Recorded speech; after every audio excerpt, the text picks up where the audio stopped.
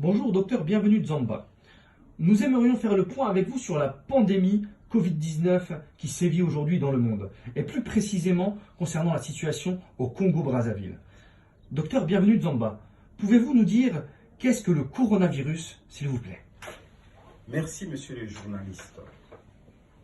Le Covid-19, c'est un virus qui appartient au groupe des coronavirus, c'est-à-dire des virus qui sont sous forme de couronne.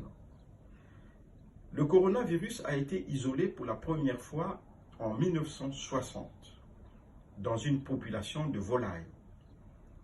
Et ça a entraîné essentiellement un syndrome respiratoire, une grippe banale. Depuis lors, ce coronavirus a connu 3 mutations.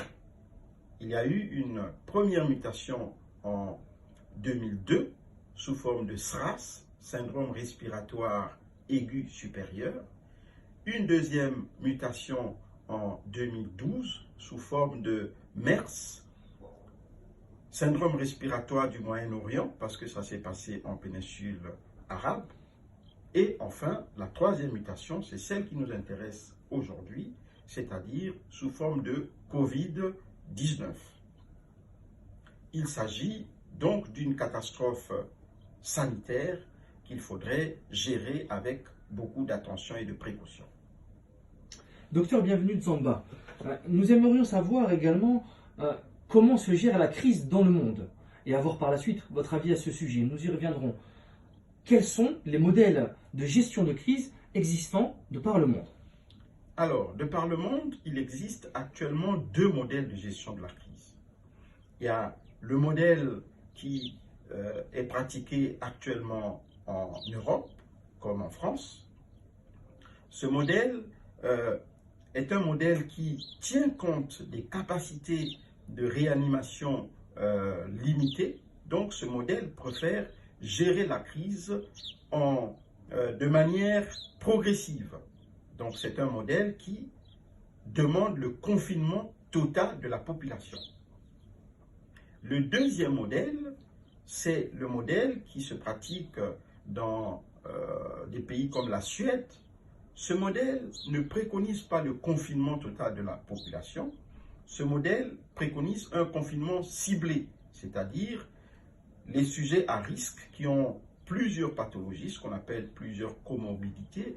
Ces sujets sont confinés et les autres sujets dits sains observent simplement des mesures barrières. Le but étant que cette population dite saine, qui observe uniquement des mesures barrières, puisse s'immuniser progressivement et à terme, les populations qui sont à risque réintègrent la population normale.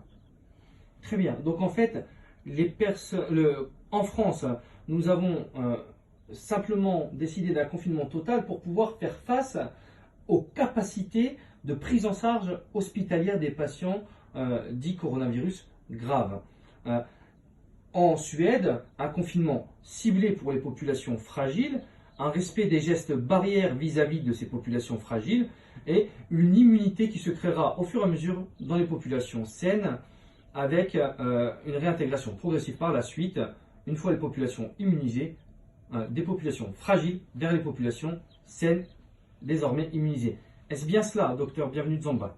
Je complète encore, en fait, les mesures barrières, c'est surtout au niveau des populations générales, donc les populations dites saines. Mais les populations à risque, c'est le confinement total. D'accord, très bien. Nous avons également constaté que beaucoup de vidéos de vos compatriotes circulaient concernant la gestion de cette crise sur Internet. Nous aimerions avoir votre avis sur le sujet, docteur. Bienvenue Zamba. Merci une fois de plus. Alors, cette question est très importante. Il y a beaucoup de critiques, mais comme on dit, la critique est aisée et l'art difficile. Je pense qu'il est important de régler ce problème en tenant compte de la conjoncture actuelle de notre pays. Nous sommes un pays en crise. Alors, quel modèle pouvons-nous prendre entre les deux modèles. Je pense que nous devons avoir un modèle intermédiaire entre les deux modèles. Je m'explique. Le confinement total chez nous est une mesure difficile et voire inapplicable. Pourquoi? Parce que quand vous demandez à tout le monde d'arrêter de travailler pour se confiner, eh bien, il faut se dire qu'ici, les populations bénéficient de l'aide de l'État. Les salaires continuent à passer. Même si ça passe à 84%, mais les salaires passent. Chez nous, est-ce que l'État est capable de verser des salaires aux personnes qui tiennent des bars, aux personnes qui tiennent un certain nombre de commerces? Non, je pense que l'État ne pourra pas le faire. Comme l'État ne peut pas le faire, alors nous ne pourrons pas préconiser un confinement total. Deuxième élément à prendre en compte, c'est